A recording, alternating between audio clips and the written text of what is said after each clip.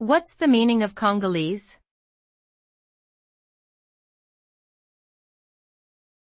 Congolese.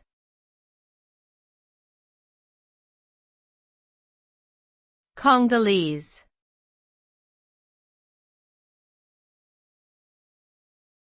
Congolese.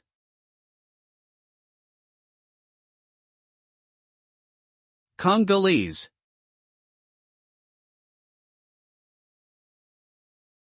The term Congolese refers to people, culture, or things related to the Democratic Republic of Congo, a country located in Central Africa.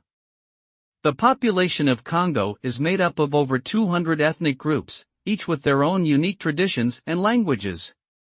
The country is known for its rich natural resources, including copper, gold, and diamonds, but has also faced significant political instability and conflict in recent decades.